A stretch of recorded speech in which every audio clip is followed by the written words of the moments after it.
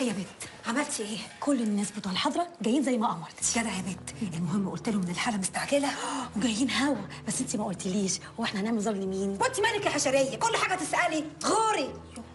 ايه ده؟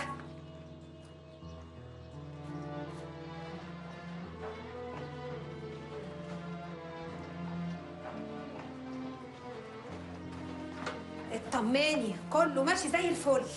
ربنا ما يحرمني منك يا رب. ولا منك.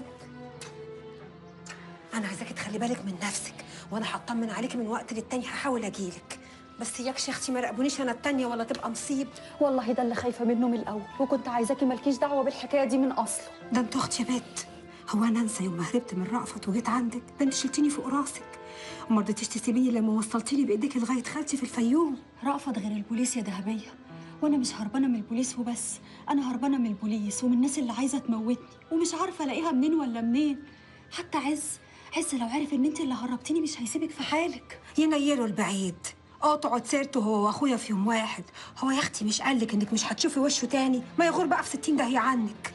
انت بتصدقي الكلام ده برضه؟ عز عمره ما يشيلني من قدام عينيه عشان يوم ما يجرى له حاجه يسلمني انا ويطلع هو منها. وانا رميت نفسي في النار من شويه. نار ايه؟ حبس كفالة الشر. ما تحطيش في بالك يا دهبيه، خلينا في اللي احنا فيه دلوقتي. سيبك من ده كله وخليكي في نفسك، انتبهي لروحك، وان شاء الله النار هتقيد فيهم كلهم لما هتاكلهم. قوليلي، هو انا اسالك هيقابلك فين؟ قال لي. طب كويس، يلا اتكلي على الله. ربنا معاكي ان شاء الله، ما تخافيش.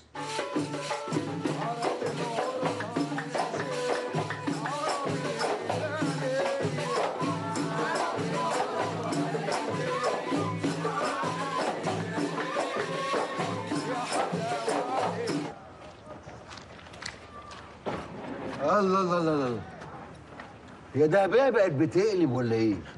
الزار ما خدش في ايديها غلوه، ضربته في صرصور ودنه. كله اكل عيش يا حاج، انت بتصدق الكلام ده؟ الحمد لله خلصنا من الحاره وبلاويها. ايه يا حاج؟ بورياض مالكش فيه،